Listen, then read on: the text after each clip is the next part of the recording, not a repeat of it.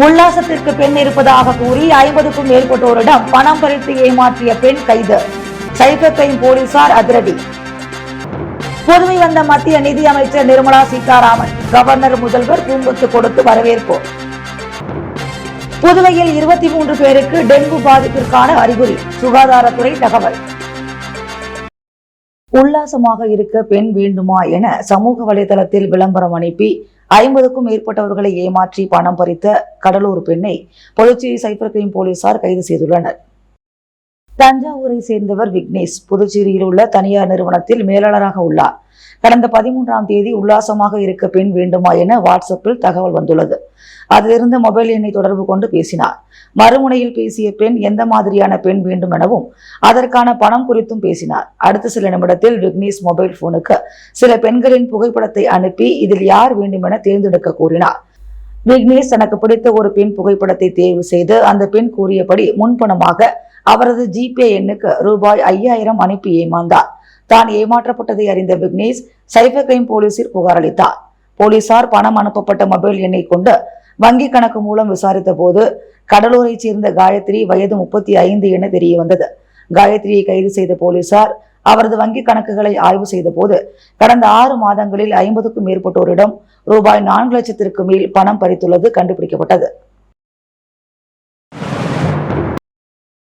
அரசுமுறை பயணமாக புதுச்சேரி வந்த மத்திய நிதியமைச்சர் நிர்மலா சீதாராமனை கவர்னர் முதல்வர் அமைச்சர்கள் வரவேற்றனர்.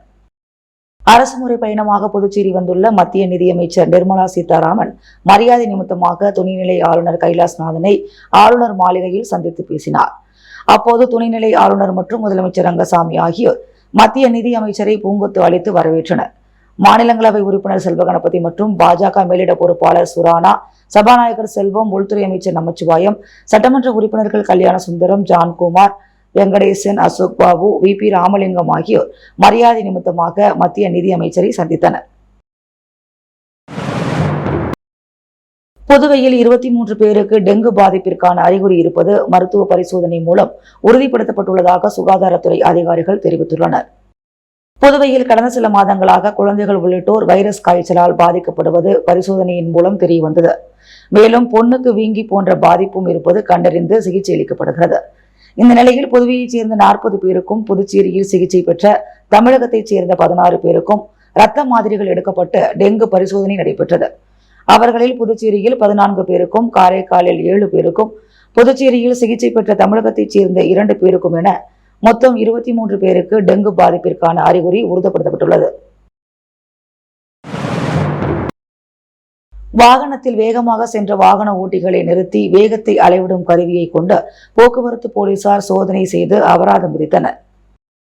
புதுச்சேரியில் வேகமாக செல்லும் வாகனங்களை கட்டுப்படுத்தும் பொருட்டு போக்குவரத்து போலீசார் பல்வேறு நடவடிக்கைகளை எடுத்து வருகின்றனர்.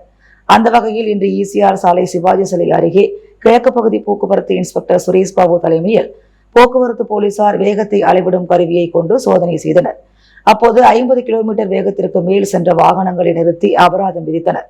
பைக், கார் உள்ளிட்ட வாகனங்களுக்கும் 1000 ரூபாயும், பேருந்து, லாரி உள்ளிட்ட கனரக வாகனங்களுக்கு 2000 ரூபாயும் அபராதம் விதித்தனர். மன அமைதிக்கான ஆன்மீக மையம் சார்பில் நடைபெற்ற இலவச மருத்துவ முகாமை சபாநாயகர் செல்வம் தொடங்கி வைத்தார்.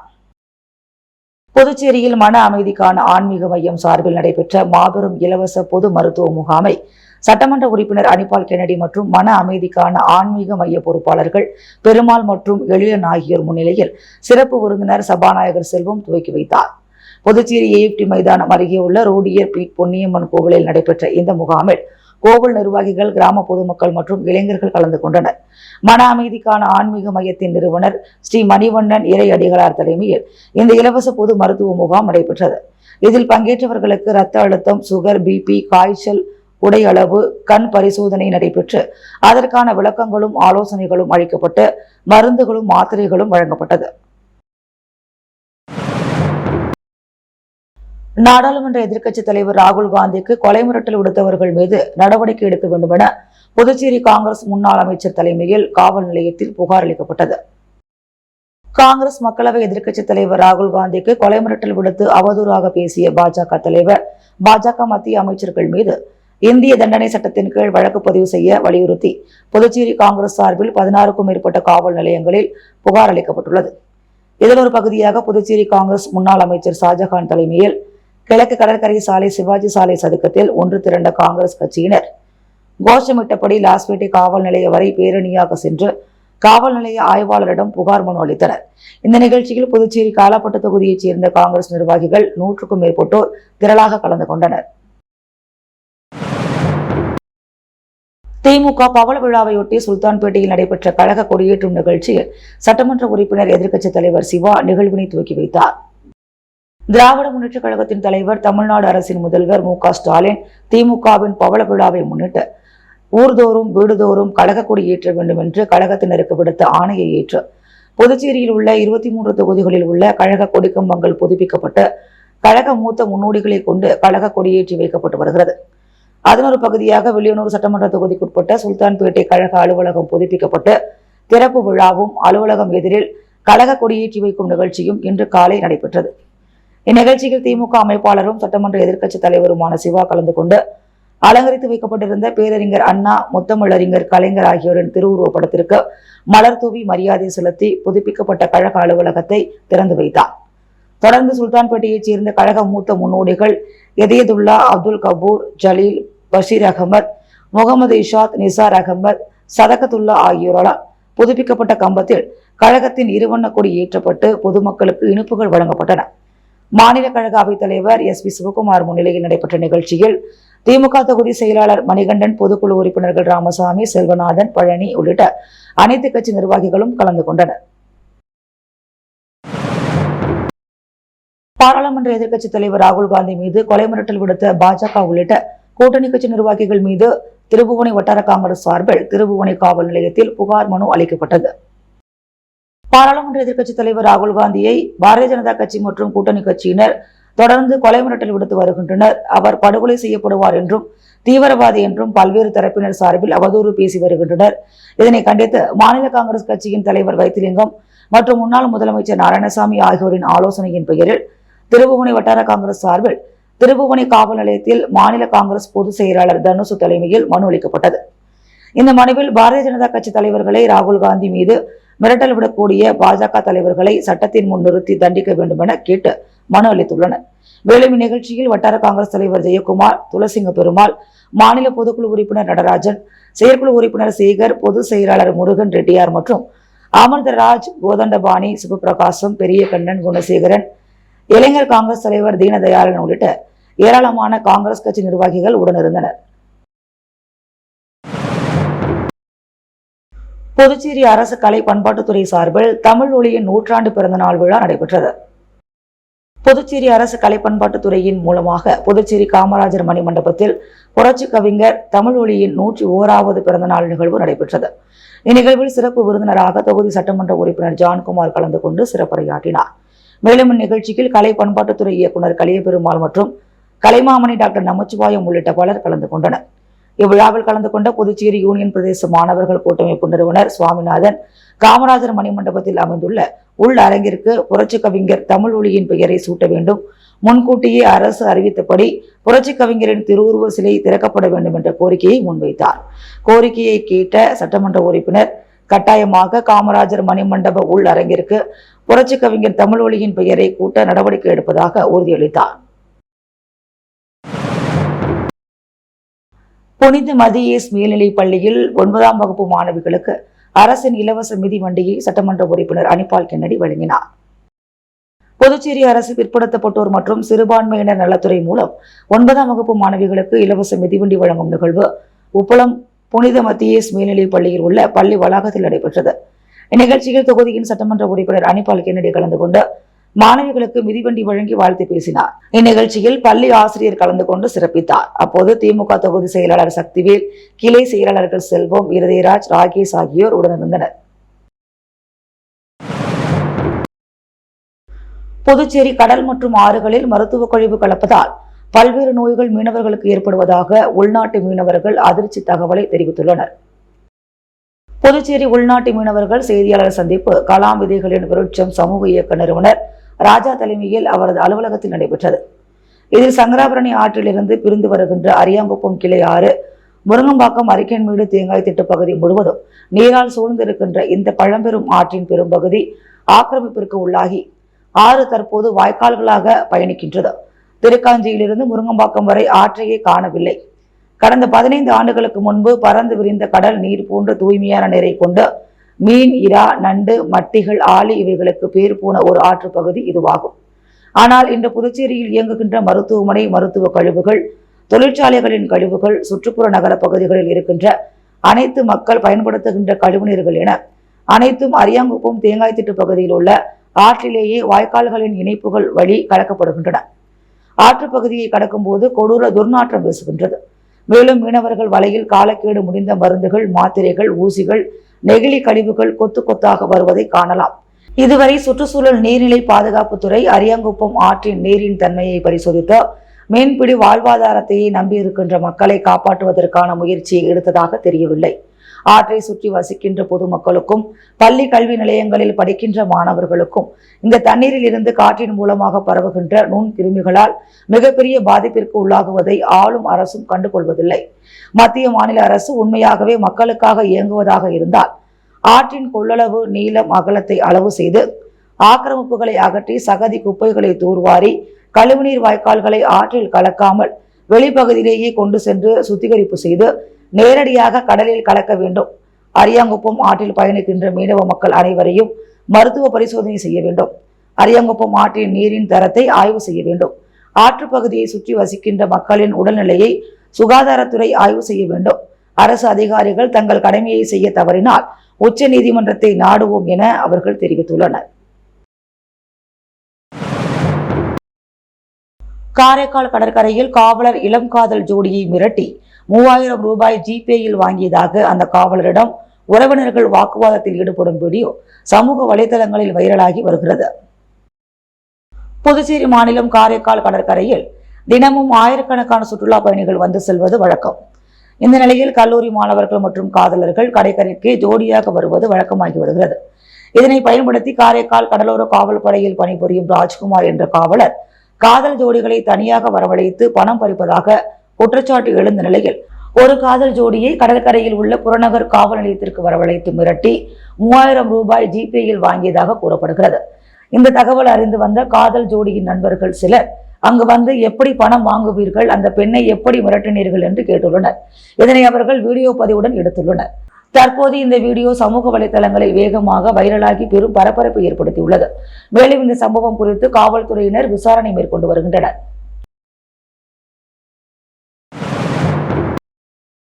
லாஸ்பேட்டை நெசவாளர் நகரில் உள்ள ஸ்ரீ சிவசக்தி வலம்புரி விநாயகர் ஆலயத்தில் சங்கடகர சதுர்த்தியொட்டி சிறப்பு பூஜைகள் நடைபெற்றது. புதுச்சேரி மாநிலம் லாஸ்பேட்டை நெசவாளர் நகரில் திருக்கோவில் கொண்டிருக்கும் அருள்மிகு ஸ்ரீ சிவசக்தி வலம்புரி விநாயகர் ஆலயத்தில் புரட்டாசி மாதம் 5ஆம் தேதியன்று சங்கடகர சதுர்த்தி விழாவில் விநாயகருக்கு பால், தயிர், நெய், சந்தனம், பன்னீர், தேன், கரும்பு சாறு, இளநீர், விபூதி, குங்குமம் மற்றும் வாசனை திரவியங்கள் கொண்டு சிறப்பு அபிஷேகம் செய்யப்பட்டது. அதைத் தொடர்ந்து சிறப்பு பூஜைகள் நடைபெற்று பின்னர் மகா தீபாராதனைகள் காண்பிக்கப்பட்டது. அதனையடுத்து மாணவ மாணவிகளுக்கு கல்வி உபகரணங்கள் மாணவர்கள் சிறந்து படிப்பதற்காக வழங்கப்பட்டது. அதையடுத்து பிரசாதமும் வழங்கப்பட்டது. இவ்விழாவிற்கான ஏற்பாடுகளை புதுச்சேரி லாஸ்பேட்டையில் உள்ள மோகனக்கண்ணன் புக் ஸ்டால் உரிமையாளர் மோகன் ராஜேஸ்வரி குடும்ப உறுப்பினர்கள் சிறப்பாக செய்திருந்தனர். புதுச்சேரி அர்ஜுனகுமாரி அறக்கட்டளை சார்பில் நடைபெற்ற மருத்துவ முகாமில் 500க்கும் மேற்பட்ட பொதுமக்கள் கலந்து கொண்டு பயன்பெற்றனர். புதுச்சேரி அர்ஜுனகுமாரி அறக்கட்டளை சார்பில் பல்வேறு நலத்திட்ட உதவிகள் மற்றும் மருத்துவ முகாம்கள் நடத்தப்பட்டு வருகிறது. இதன் ஒரு பகுதியாக அர்ஜுனகுமாரி அறக்கட்டளை சார்பில் இலவச மருத்துவ முகாம் கருவடிக்குப்பத்தில் நடைபெற்றது. இதில் கலந்து கொண்ட அறக்கட்டளையின் நிறுவன தலைவர் செந்தில் கவுண்டர் இலவச மருத்துவ முகாமை தொடங்கி வைத்தார்.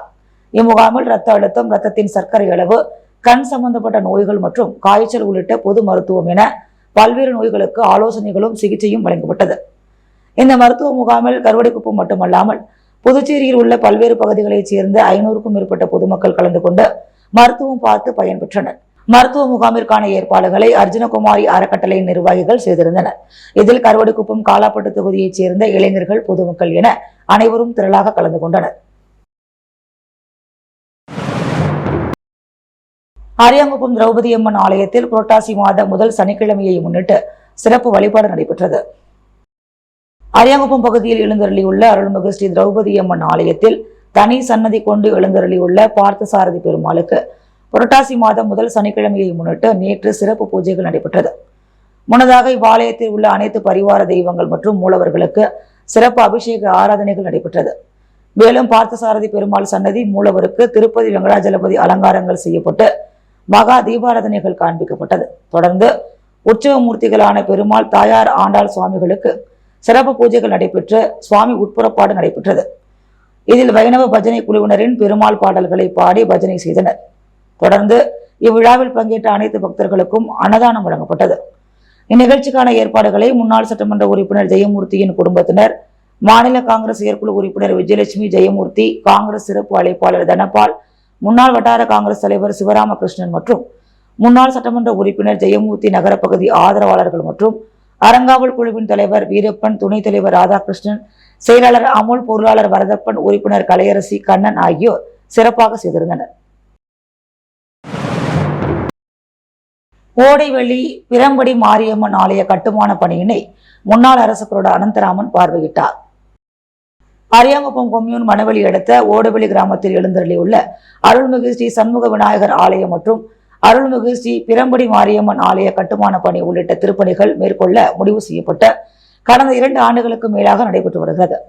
இதனை முன்னாள் அரசு கொறடா அனந்தராமன் கிராம நிர்வாகிகளுடன் பார்வையிட்டு ஆய்வு மேற்கொண்டார். மேலும் இவ்வாலய திருப்பணிக்கான நிதி உதவியையும் வழங்குவதாக தெரிவித்துள்ளார். இந்நிகழ்ச்சியின் பொழுது ஆலய அறங்காவலர் குழு நிர்வாகிகள், கிராம பஞ்சாயத்தார்கள், காங்கிரஸ் கட்சி நிர்வாகிகள் பலர் உடனிருந்தனர்.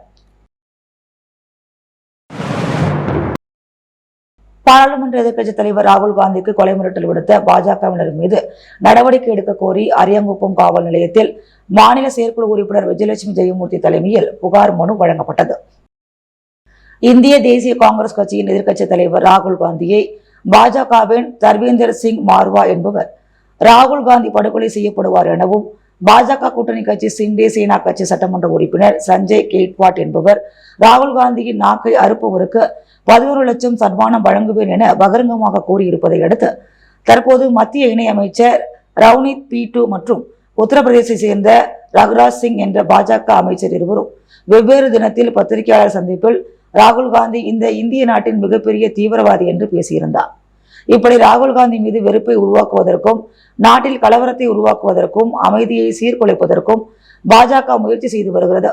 எனவே தகுந்த நடவடிக்கை எடுக்க வேண்டும் என்று மாநில செயற்குழு உறுப்பினர் விஜயலட்சுமி, ஜெயமூர்த்தி தலைமையில் 100க்கும் மேற்பட்ட காங்கிரஸ் நிர்வாகிகள் கலந்து கொண்டு அரியாங்குப்பம் காவல் நிலையத்தில் இந்திய தண்டனை சட்டம் 351, 352, 353, BNS சட்டத்தில் 61வது விதிகளின்படி நடவடிக்கை எடுக்க வலியுறுத்தி புகார் மனு கொடுக்கப்பட்டது. இந்நிகழ்ச்சியில் காங்கிரஸ் கட்சி சிறப்பு அழைப்பாளர் தனபால், சுவாமிநாதன், அருளரசன், குகன், இளைஞர் காங்கிரஸ் தலைவர் தமிழரசன் உள்ளிட்ட நிர்வாகிகள் பலர் இந்நிகழ்ச்சியில் கலந்து கொண்டனர்.